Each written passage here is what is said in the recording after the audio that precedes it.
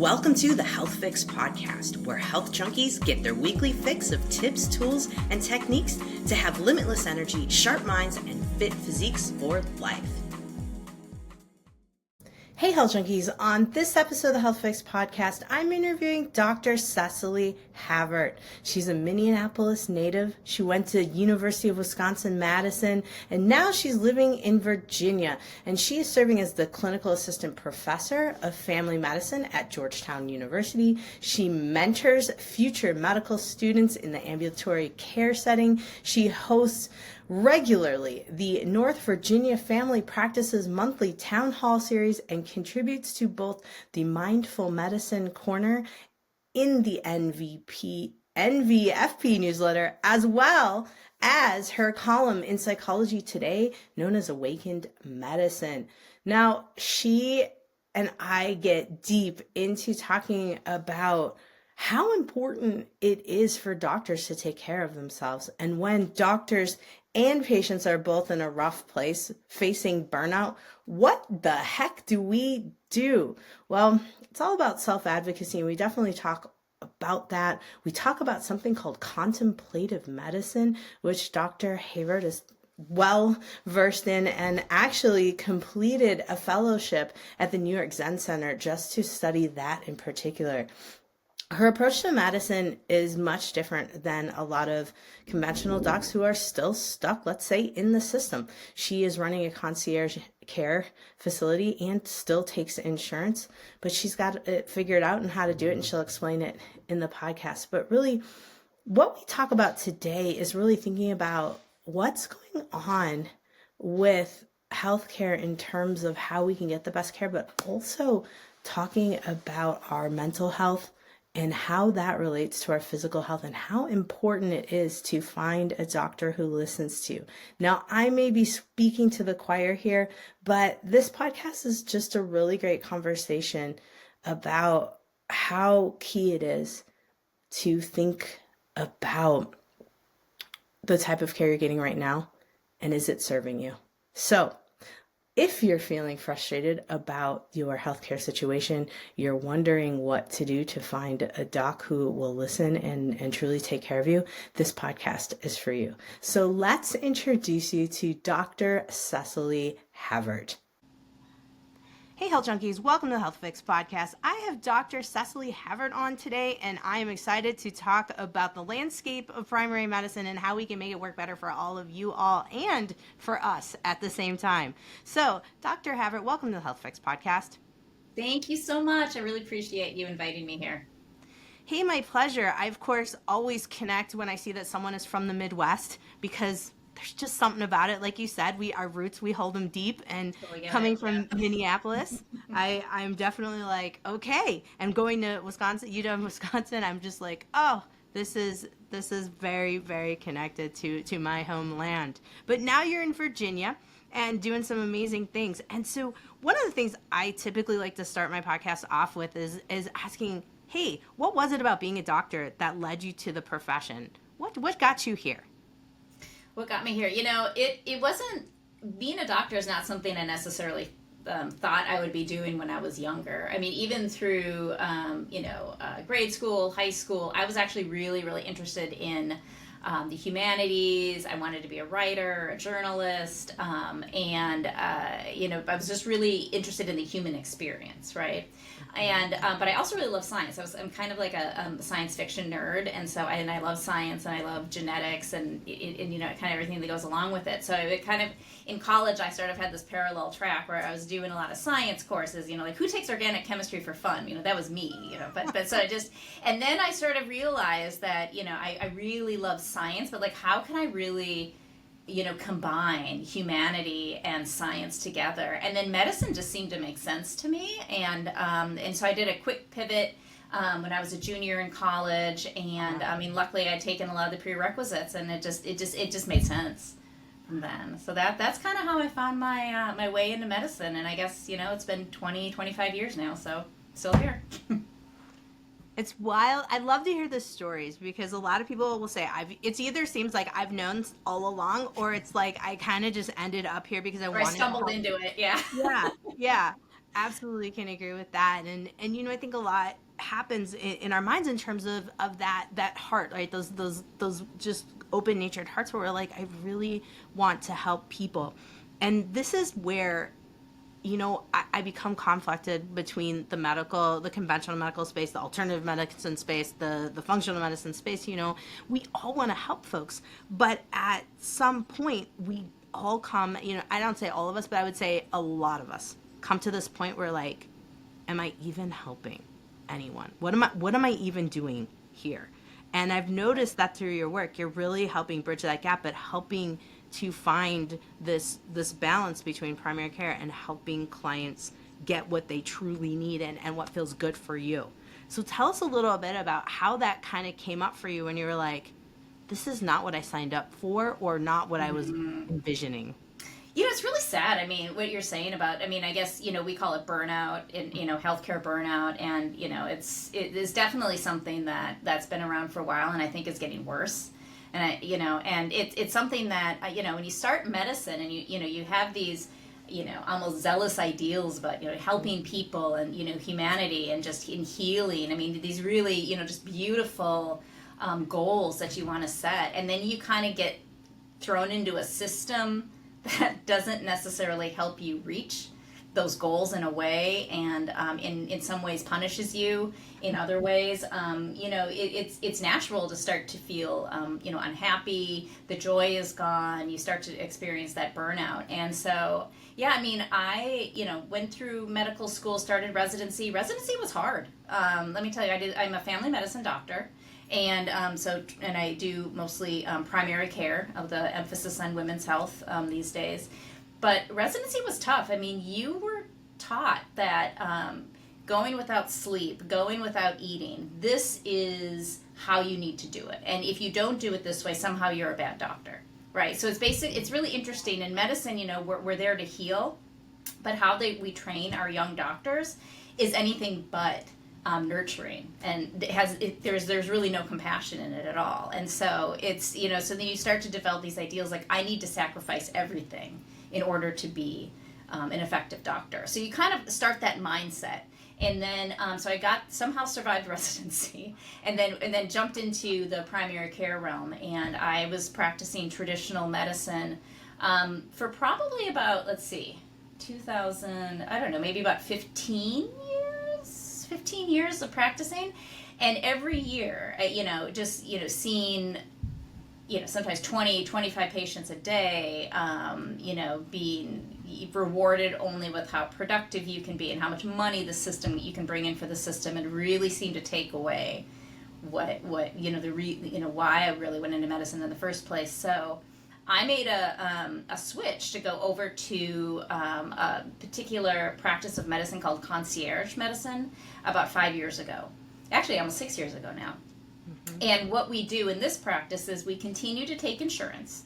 However, I limit the number of patients that I take on my panel. So instead of the 3,000 patients that I was taking care of before, now I have about 450 patients. And I've capped my panel, so I don't take any more.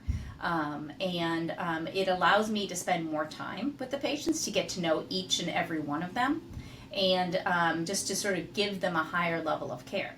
So there's a membership fee that they pay yearly, but we charge insurance. So basically, it's just so that extra membership fee sort of pays the overhead. So to make it so that I only have to see 10 patients a day instead of 25.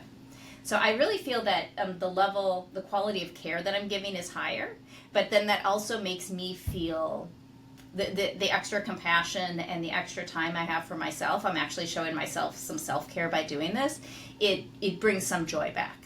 So that's one way I'm battling the burnout piece. Oh, it's what you said at the beginning. What you're doing is awesome. I think a lot of folks are headed that way. I chose to ditch insurance altogether, and yeah, I've been limiting my practice to right around 400 people a year, because when you get numbers higher than that, it just is, it's very hard. And I think a lot of from the patient perspective, a lot of patients are like, well, the doctor doesn't care. They don't take me personally, right? They don't invest in me, and the truth is like a lot of us just in the practices where it's money driven, the big practices, it's not that, it's that they just, like you said, the bigger producers, the more people you can see in the amount of time. And at the end of the day, I was trying to do that during COVID in particular, when everything was really kind of haywire, and it just didn't work. And I think for a lot of doctors, and this maybe happened to you too, you get to this point where, yes, the training at the beginning, and we didn't have residencies per se, we kind of did them while we were in school, but you get it stuck in your head, like you feel guilty for taking a vacation. I don't know if Correct. this happened to you. No, no, no, absolutely. No, yeah, no, you feel bad. It's just, and that's why so many healthcare providers and practitioners work over our vacations. I mean, it's taken me I mean, I would say that probably I still kind of do it, but it's taken me a while to really be like, to try to disconnect, because you feel guilty if you aren't. You feel like you're letting your patients down. And then you start to develop this narrative in your head of, I'm a bad doctor if I don't do this, right? And then that inner critic piece really starts to eat away at that. And so that's what I've sort of recognized as some of my biggest demons, and how I'm really trying to turn things around. 100%. Yeah, this is a big issue I see for sure too. With myself, it's, can I completely disconnect? Not yet. Not No, no, and there's something, that yeah, we just feel like we're going to let somebody down if we completely disconnect. Yeah. Absolutely, absolutely. So of course, this is kind of the doctor perspective. I like to bring that in a little bit so folks can see this side. And then there's the side of patients. And one of the biggest things that you focus on is mental health aspect of things. And this is where I see needing more time with people, right? Needing more time with the behavioral health, things of that nature. And you've taken extra training in contemplative medicine. I think a lot of people don't know what contemplative medicine is. Please let us know about that. Tell us what that means and how that helps the mental health side of things. Oh wow! I mean, it helps every side of things. So, I about a year and a half ago, I participated in a year-long fellowship in contemplative medicine, and this is a program that was founded by the New York Zen Center, which is a Buddhist Zen center right in the middle of Manhattan, which isn't a very Zen place as far as what most people think. I mean, it's like on 23rd Street, right in Chelsea, and but what I love about it is like you're just able to be in that space, but still find like your inner sanctuary, your inner peace. But anyway, there was about 35 of us. It was a cohort of healthcare providers, and doctors, nurse practitioners, PAs. I think those are the main people that were in there, and but all specialties. We had orthopedic surgeons, we had psychiatrists, a lot of palliative care doctors, but we all came together, and it was a year-long fellowship in sort of just understanding, looking through the lens of Buddhism, and infusing more compassion in how we go about healthcare, both in how we treat our patients, trying to create a more compassionate space for them, but also create a more compassionate space for ourselves. Because honestly, what I found most compelling when I first started the fellowship, I was, and I went in there thinking, oh, I'm going to do this for my patients, right? I'm doing this because I want to be a better doctor for them, and this and that and everything. And then so much of after the first few months, I started realizing that so much of the work was you're really turning the lens sort of inward. And you can't really be that for somebody until you've really kind of found that space for yourself. And so that was hard, because it's a lot easier to try to fix other people than to try to fix yourself. So, in some ways, I mean, not always, but so that was the big piece, and it just really helped me find my vulnerability, my ability to, one of this is what I kind of always go to. These are some of the biggest sort of ideas that came out of this was the pause. So before you go in and you see a patient, just taking a moment to kind of clear your mind and just pausing and taking a minute to yourself, whether it's you're washing your hands or just a couple of deep breaths, and that really allows you to ground yourself. And then also and then the second one is going in with the beginner's mind. really. So like no preconceived ideas about how you're going to treat this patient. If you've seen this patient before, and and if it's a challenging case, or just so you don't, no preconceived ideas, just go in there with a beginner's mind. And then the third is just bearing witness, and that's just really just sitting down and completely allowing the patient or the client just to talk, and you just listen and you take it in, and you don't try to fix, and you don't try to obviously they're there because they want something, but a lot of what I found that patients really need is just somebody to listen to them. And so a lot of what we were doing was this act of really active, caring listening. And then when people feel held and safe, then you can start to get to work. So that's it's sort of a mouthful, and we did a lot of other things in the fellowship as well. But it really just sort of changed the way that I approach how I go into a patient care setting, both for the patient and myself. It's definitely something that I think holding space is probably the most healing out of anything we can do, even though we've been taught to like think through algorithms, think through, would this work better with that? But I've found like what you're saying, if I can slow down and just sit and listen and not have it rolling through my head, I'm going to do this. Oh, that's going to work. Oh, maybe I should try this. It seems to unfold by the end magically somehow. I'm guessing it really does. And it's not to say that stuff isn't sort of happening in your head, because you are conditioned a little bit, to try to figure about that piece. But like you said, it'll come out in the end, and it's really about creating that that interface with you and the patient, and just developing that layer of trust. The other thing that I found stressful about being a healthcare provider is that sometimes you'll see really, really challenging patients that the presentation doesn't make sense, or maybe they've been to lots of different providers and they have lots of symptoms that don't make sense, and and you sit there and you listen and it doesn't make sense to you either. And then instead of a lot of what we'll do is we'll just sort of project our frustration of not being able to figure things out on the patient, and so just sort of noticing our own fear of failure, of not being able to meet the needs of a patient. I was just sort of noticing that would be something that would sometimes come, and but just really sort of that beginner's mind and bearing witness, and really listening to the patient, and just even repeating back what they're saying, and just saying that I'm willing to go on this journey with you.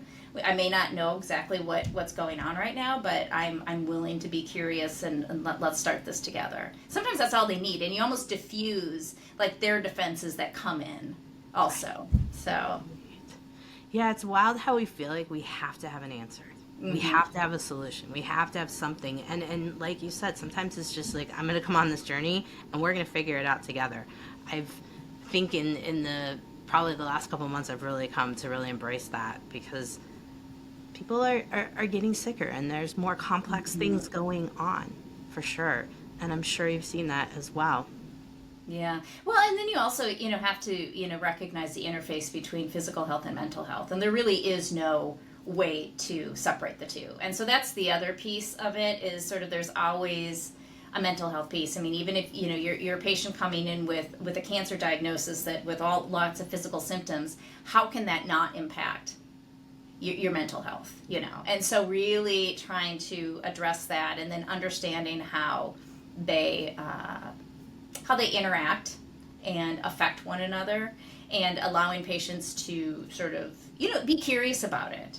Sometimes it's not something that people completely want to be open to right away, but it's something that I think is really important, and eventually you can hopefully get there with most people.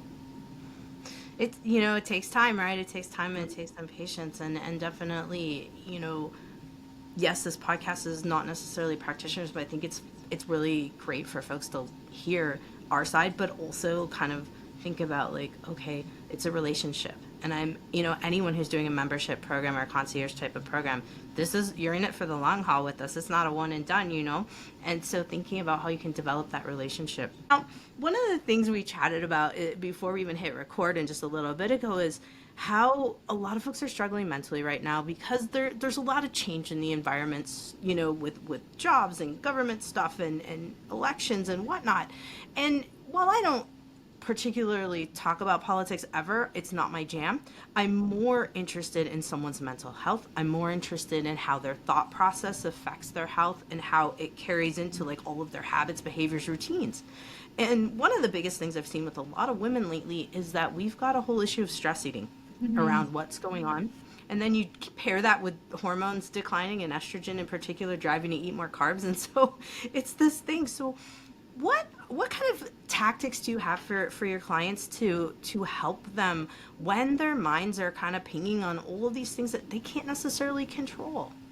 Yeah, I mean that's tough. I mean that's the crux. That's what we all need to figure out, right? I mean, I think, and I agree. I mean, right now I work outside of Washington D.C. and let me tell you, there's a lot of stress. There's a lot of heaviness. There's a lot of uncertainty.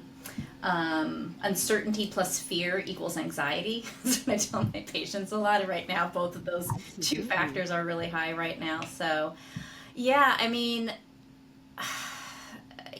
part of it is just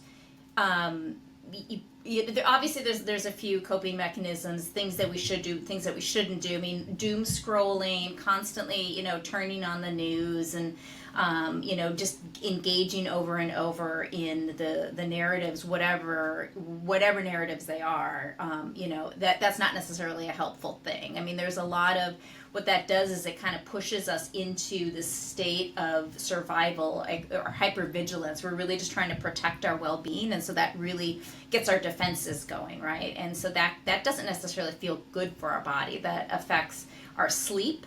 It can affect it makes our muscles tight. I mean, it can affect our gut. I mean, there's a big connection between our mind and our gut. So I think probably the first step is just noticing the impact that this line of thinking and these maybe not unhealthy coping mechanisms are having on our body. So there's that piece. Trying to remove some of those, that doom scrolling piece can be really, can be part of it. If you're really struggling with your sleep, lots of ruminating thoughts, worry, definitely reach out to a healthcare provider. I mean, if you have a primary care doctor, that's a really great place to start.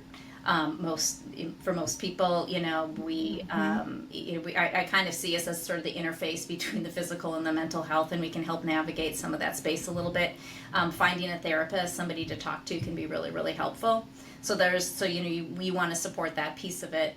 But other things that we can do, and I do work with a lot of women, especially a lot of women in sort of the perimenopausal, stage of their life, which I know a lot of your listeners are, so we can we can speak to that. But I mean, it's not an easy time to begin with, right? And then you add extra stress on top of it, and it's not always a pretty thing. But one of the treatments, I guess, if you want to put it that way, that I've really been trying to encourage people to be curious about and maybe try to adopt a little bit is exercise and moving your body.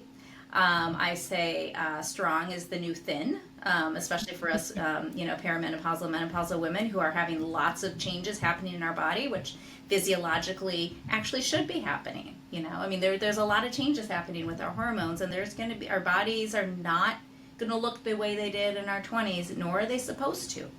So exercise, empowerment, really starting to love ourselves and love our bodies is one way to to really try to kind of elevate ourselves outside of a lot of the other stressors. Just gaining control and feeling good about ourselves is one of the big things. You mentioned something that I don't think I've highlighted on enough in the podcast, is really that our bodies are naturally meant to change. And if we look at social media, we're scrolling, we're seeing like people say, get back to your look like you're 20 again, things of that nature, or feel like you're 20 again. And I'm like, wait a minute, physiologically, we're meant to change for a reason. Correct. Can you speak a little bit more to the body's changes? I haven't talked a lot about what's supposed to happen per se, technically what physiologically is supposed to happen, or what may be protective for us. I think that might even be a better word, because a lot of women aren't thinking about like why would we end up shifting our hormones? How can this protect us? How can a little, of these things help us? Yeah, So yeah, no, this is, absolutely, yeah. No, I mean, our hormones change all through our life. I mean, just think puberty. So, woo, like wow. talk about hormones. Okay, what's happening during puberty is our hormones are actually going up very, very quickly, and there's a lot of changes that occur during that. And I'll just mention that in medical school, we spend a fair amount of time talking about the health of young women, right? Going through menopause, reproductive age, OBGYN. We spend a lot of focus on that. I don't have to say, I have to admit, and maybe things have changed since I've been in medical school, but we didn't spend a whole lot of time talking about menopause. It was sort of like just something that, and it made, like, oh, that just sort of happens, sweep it under the rug. And it made us feel like it wasn't important Yeah. or maybe even something to be ashamed of. So it was interesting because when you have doctors and healthcare providers that are getting those messages even subliminally in their education, it's, and I think it's a commentary of sort of how society necessarily has felt about aging women. Yeah. But anyway, that's just sort of my side my side little sidebar there. But as far as what's actually happening in menopause is, like I said, for puberty, hormones go up, things change. They go up and down during our reproductive ages. If we choose to have children, pregnancy can affect those as well. Menopause is basically when these hormone levels start to drop. So we see major drops in our estrogen and our testosterone. Those are kind of the main, and our progesterone somewhat. But estrogen and testosterone are the big hormones that really start to drop during perimenopause. So that would be around maybe, well, for every woman it's different, but we're going to say between 45 and 55. Sort of when most of these changes are occurring, and you're gonna feel it. I mean, it's not there. Some women are everybody has their own experience with it, but what can happen with that drop in estrogen is hot flashes. We probably hear a lot about that. So the vasomotor symptoms, so the hot flashes, poor sleep. What also starts to happen is our body composition starts to change. Okay, like you said, physiologically, this is happening because our estrogen levels are falling, right? So when our estrogen levels fall, what starts to happen is we also start to lose some lean body mass, some of our muscle mass, and the fat mass starts to go up a little bit. Okay, and so when our estrogen levels fall, it's because our ovaries are not producing as much, but we still need some estrogen. So a great source of estrogen in our body, believe it or not, is adipose tissue, is fat. We've got hormones or enzymes that convert adipose tissue to estrogen. So our body is saying, oh, the estrogen's going away. Well, I've got a solution for that. Let's just put on a little bit more fat mass. We'll bring the lean body mass down. We'll bring the fat mass up. So if you think about it, it's sort of, it's not what we want to happen or what society has taught us what we're supposed to look like, but it's really just, it's sort of a natural phenomenon. So there's that piece of it. So that's sort of when we see kind of you start to see some weight gain, especially like I usually say between like 10 and 20 pounds during menopause is actually a very common thing to occur. Mm-hmm.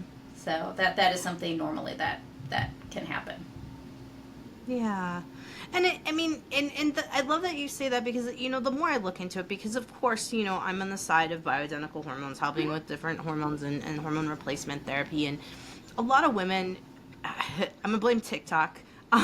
We have a lot of TikTok folks saying, I put estrogen patches on and my weight dropped off. And it's not really like that. No, I will say that's because I also use hormones a fair amount too, bioidentical. I prescribe them. Bioidentical hormones, and I when women say, "Oh, well, this helped me lose weight," I said, "Probably not." You're like, no. I mean, there are other things that you can do in addition to, but it's not. It's nothing magic, hormone, especially estrogen replacement, is great for vasomotor symptoms. I see a lot of. We think that there's probably some like our joints. There's probably some inflammatory changes that happen when estrogen levels drop.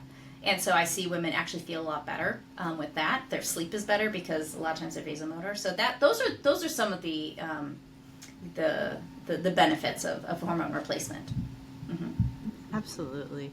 Yeah, just like you, even in naturopath school, we talked about perimenopause and period regulating periods and that stuff. But like, boy, once it came to menopause, it was like crickets. Yeah. What do you do? Mhm. How do you do the longevity thing? Yeah. Oh How do yeah. you do those kind of things? It's interesting. And so that's why I've kind of dove into it because I'm like, this is how I got into this. My mom died of cancer when I was 26 and I was like, I'm not going out like Yeah. that, and I'm like, I want to know how I can live to, at least 100. I'm trying to shoot for that, you know? And I think for a lot of women, we get to this point with our healthcare where maybe we're not finding a provider we resonate with. We're not finding the right care, and then we get confused as to what to do, and so we start looking at social media. Ah, And yes. so let's talk about that for a Whoa. second. Dr. Do you Google comes into my exam room a lot. have you had Dr. Chat GPT? Because that one Oh, blew me away recently yeah. with a patient that said, I asked Chat GPT my symptoms, and this is what it told me that you need to do for me. And I'm like, oh, okay. Yeah. Yeah. No, that's a little.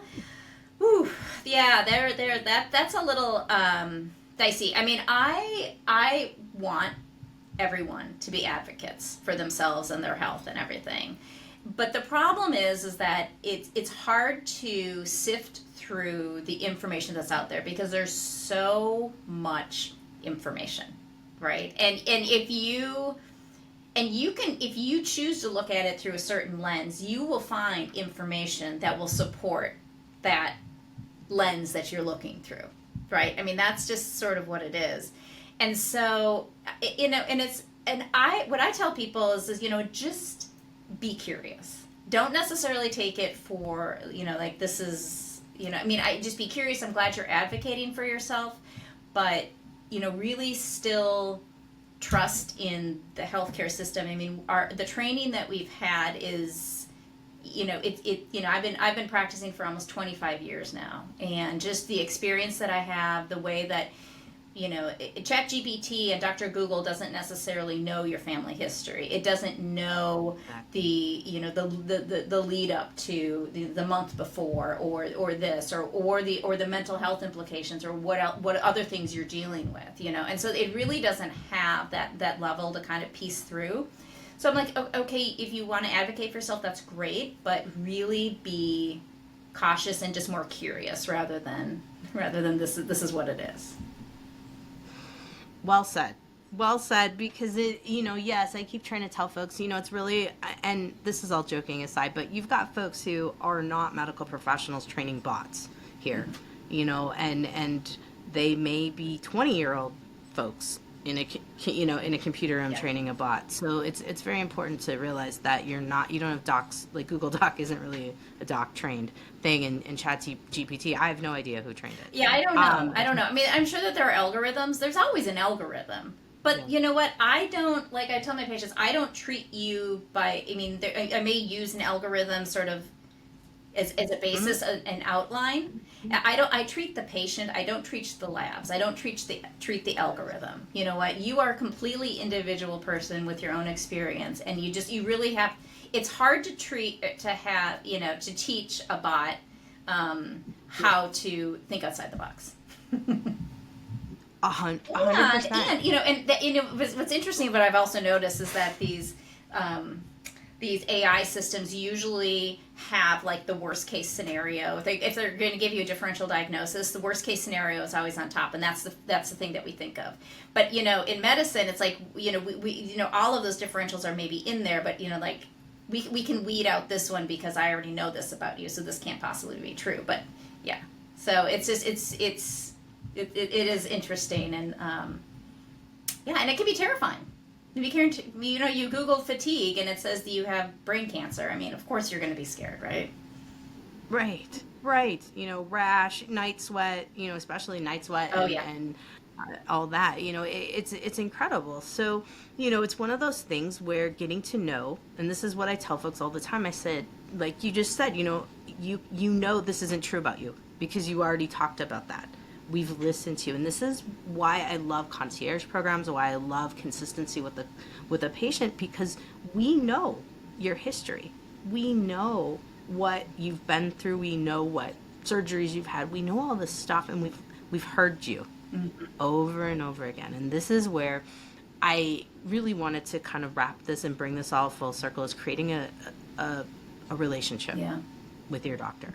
Not, I mean, I'm not saying you guys are going to hang out and do things like that. That's not exactly the idea. It's more the idea of looking for someone that you align with, that you can really sit down with and talk to. So for folks that are going, you know, maybe their primary, and this is happening for a lot of people, their primary care provider retired. I still go to Washington from Wisconsin because of, I believe so much in continuity of care for people. I just do. And so with this in mind, what kind of advice do you have folks that are looking for maybe a concierge doc or someone in their area that's maybe doing one of the membership programs that's like a, I can't think of the thing. Oh, there's direct like primary care, DPC. Yes, Yeah, that's exactly. Yeah. And yeah, you know, it's hard. Because I mean, the reason that there's a lot more of these DPC and concierge medicine and membership practices coming up is really because the healthcare system, especially for primary care, doesn't support what we are trying to do for patients. Right? I mean, you know, you hear people complaining like, well, my doctor doesn't spend enough time for me. I feel like I'm just a cog in a wheel, or I'm on a conveyor belt. We recognize this, and you know, we were also you know, a lot of us who've left that system were part of it and just couldn't do it. So these new systems are starting, but you know, they cost money, right? I mean, it's just sort of like in our mind also, we've used our insurance. Well, our insurance should pay for everything, but it's like we almost have to kind of change our mindset a little bit. Like, well, how much are you willing to invest in finding, you know, someone that you can work with and that you feel safe with and that's going to listen to you and everything. So but yeah, so anyway, so there is that little piece of it that and not everybody can afford you know, these types of membership practices, and you know, and so there still thankfully are, you know, other forms of primary care out there. But if you are interested and you know, have the resources to do so, you know, really, when you find a membership practice like this, interview the doctor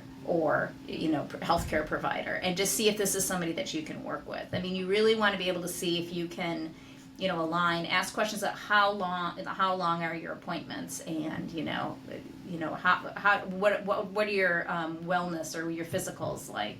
So really trying to get to know that doctor, and then that doctor or the healthcare provider should also ask you questions too, trying to get to know you as a person. So it really is all about just, I mean, I hate to say it's like, you know, like swipe left, swipe right, or, you know, what is it, like speed dating or anything like that. But it is, it's sort of, you know, if this is the type of healthcare that you're looking for and that is important to you and something that you're willing to invest in, then really kind of interview it like you would a job. Makes perfect sense. Makes perfect sense. Now, one of the other things that I've kind of told folks that who can't afford this type of care is to look for providers that are also, they have town hall series like you have, you know, or Q&As or podcasts, so you can gain more information. You can learn, you know, maybe what you can't get from your primary care, and really finding resources that are solid and reputable to help support your That's a really great point. Yeah, and really, I mean, what's also what this type of practice of medicine allows me to do is to really get more involved in my community and provide more education opportunities, and that's something that drove me to this, because I really like to connect with more than just the people that are in the exam room. I just feel that there's, you know, there's so much more that we can do outside of the walls of, you know, the clinic. But yeah, no, absolutely. You know, find good, there's so many good town halls out there. You know, our practice does it. I've actually got a town hall coming up soon talking about GI psychology and the you know, the interactions between the brain and the gut.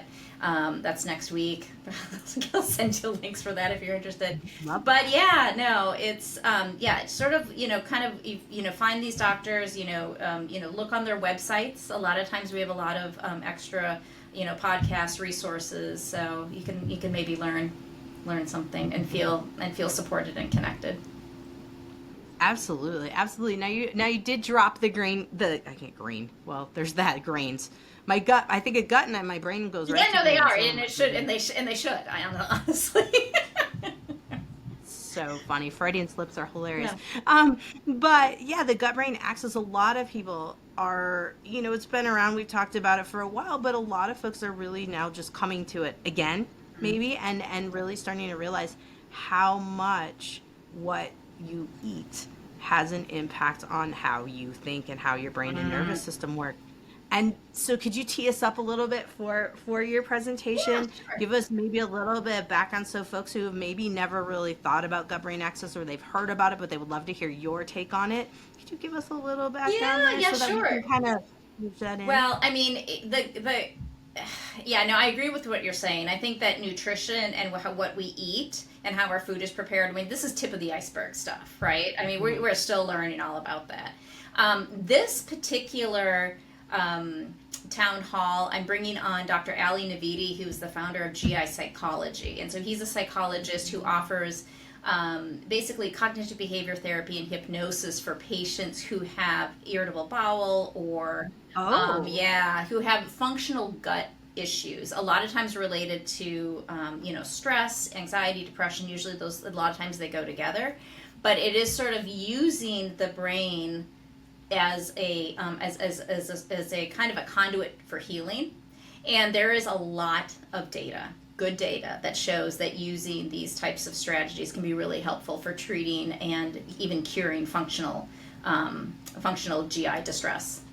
And so that's really what we're really going to okay. be focusing on. And IBS, irritable bowel, what is that? I mean, obviously, like referring to different food, nutrition. I mean, again, we're still learning so much. So that's also part of it. But we're really focusing on how we can use our mind, and mindfulness, cognitive behavior therapy, and hypnosis as ways to sort of connect and heal the gut. Ah, the other side. Okay, Yep. okay. I mean, even more intriguing to me because it's one of those things, right, where, and you've probably seen this in your practice, you've tried all the nutrition things, you've tried all the diets, you have people who have done every SIBO test and every Oh yeah. SIBO diet. Tried every FODMAP diet variation that they could possibly find. Yes. Yep, and they still bloat, And no they matter what. still get bloated. Yes. Yeah. And so in this case, just for folks who are listening that are like, okay, brain, like a lot of people will say to me, oh, Joe Dispenza stuff. And Joe Dispenza definitely pioneer in this department, but also looking at how we take, I mean, let's put it this way. A lot of women, especially by the time they get to this age, especially if there's SIBO on board or chronic bloating, we've now deemed food the enemy. And Ooh. so now this is its own stressor in and of Correct. itself, Yep. Hmm. and coming in on the nervous system. How do you work right now? Like before, we'll tease people about going into the town hall, but for now, how are you working with the brain in your office with folks? What are you teaching, and how are you helping folks kind of get out of their food mindset to control things and getting into how the brain can help with the gut? Yeah, well, so I'm not a psychologist or anything, but what I like to do is I like to bring curiosity around it and just sort of like introduce it, because a lot of times, like having when you bring up to some people, it's like they're coming in, they're in a lot of distress, and if you tell them, oh, that's all in your head, I mean that's not what I'm saying, but then they think you're dismissing them. Right. It's like, what do you mean? And I was like, clearly I'm having symptoms. It's like my brain is not, So this allowing them to be just sort of curious about and just starting to understand the connection between the mind and the gut, and actually just the rest of our body. I mean, our body is just I try to also teach what symptoms a lot of times in the body is just your body's way of trying to communicate with you, right? And if we are in a state of trauma or in a state of panic and worry, our bodies also are the messages are also going to get louder in a way. And then so it's really, and just sort of, I think just sort of noticing the ebb and the flow of our symptoms and where our brain is at that time, and just sort of like trying to just redefine the relationship that we have with our body, and not necessarily to always be scared of a symptom, but be more curious about it. Like, well, what else could this mean? And so really that's really what I try to do for patients, is just to try to get them to at least be open to that. I mean, how many times when you're nervous and you're going to give a talk, you feel butterflies in your stomach, right? I mean, that's actually your body communicating to you. It's like your brain is worried, your body, that's where your body feels it. So, and sort of like, well, how does your body feel in that moment? Oh, well, I have butterflies in my stomach. I have butterflies in my chest. Okay, your body's communicating with you. And sometimes just recognizing that, all of a sudden it's like, oh, well, I don't have to be scared of that. Okay, all right. That's huge, because I think a lot of people will feel that, and then they're like, oh no, I'm going to have another episode, or oh no, this isn't going to happen. And then it just potentiates. I feel like it just goes down that downward spiral from there when we do that. Yeah, so a lot of grounding, a lot of trying to find a person's like window of tolerance of being able to hold, uncomfortable feelings and fears, but still feel regulated and have compassion for it rather than fear.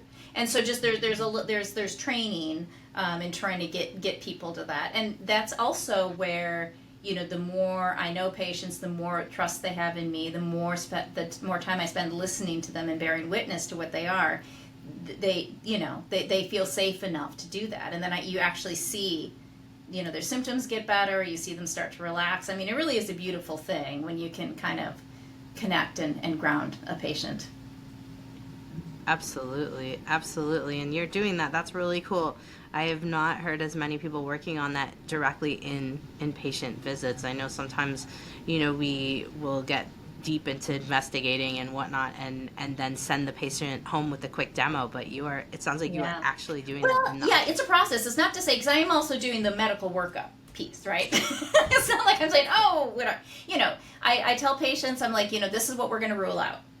And once we rule it out, we're going to be curious about these other things, or if we rule it out. So, I mean, there is that process, but it's, it is a process, and just getting people to understand and trust in you, but also trust in their own bodies. Because I think a lot of people come to me and they fear, they have health anxiety, they fear what their body is doing, they fear for their mortality, and it's something that I really try to, kind of create a safe space to process. I think the fear is real. So it's so ingrained. We have that question on our intake. What are you most fearful about your health? And it's the most fascinating question for me to read on every single intake. And it just gives you that's a lot of times what, a lot of times when I'm seeing a patient and, they're explaining all of these symptoms and this and that, and maybe they've seen a few other doctors before you, and I'll listen to all of it. I'm like, okay, this is what you're saying. I'm like, and what are you afraid of?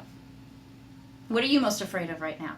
Because sometimes if they say, well, I think that it's this, and I say, well, I can tell you right now that I don't think that's what it is. We're going to continue working. And sometimes in that, it diffuses once they get it out. So just once it's out in the open, you're like, oh, okay. Well, let's work with that. Let's work with that first and foremost, right? Absolutely. Absolutely. Oh, such powerful stuff. Now, I have been trying to read what it says behind you in terms of your picture that you have on the top. Oh my gosh. Oh yeah. Show. Yeah. And so I would love to round out the podcast fully with what it says behind you, because I see the past, present, future, and I know that there's probably some wisdom in there. Can you read that off? Of course. There's a couple of signs. So the sign on the top says, the past is your lesson, the present is your gift, and the future is your motivation. Nice. So that's that. And then in the bottom, then I also have a sign that says, a little bit more kind of humorous, please take responsibility for the energy you bring into this space.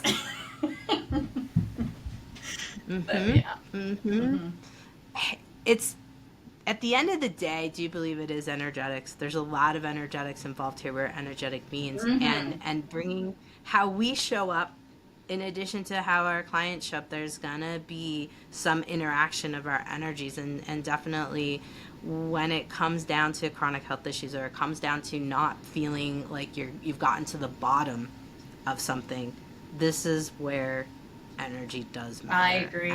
I agree. Yep. Such good stuff.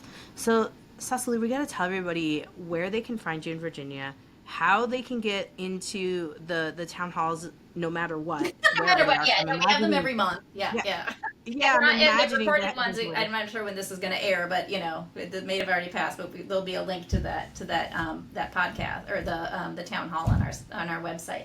But so I practice at Northern Virginia Family Practice, and we have 2 offices, one in Washington D.C., one in Arlington, Virginia, and I work in the Arlington, Virginia office.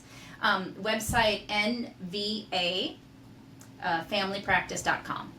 So N is in Nancy, V is in Victor, A is in Apple, familypractice.com. And if you go there, then you can, we have all of our kind of media things. You can click on me, and if you want to read any of my posts on Psychology Today or see any of the town halls or other podcasts I've done, you can find that. Awesome. It's great supportive information. That's why I do this podcast, to help support what I can do in the office. And it really is great to have folks like you come on and share your experience. And I'm really excited about this gut psychology one. And oddly enough, I've caught up my podcast. So this comes out next week, so folks will be able to hear it. Yeah. Oh, yeah. No, it was really great talking with you. Thank you so much for allowing me, the time and the space to talk about these important topics. My pleasure. I look forward to sharing this one. Hey, fellow health junkie, thanks for listening to the Health Fix podcast. If you enjoyed tuning in, please help support me to get the word out about the podcast. Subscribe, rate, and review, and just get that word out. Thanks again for listening.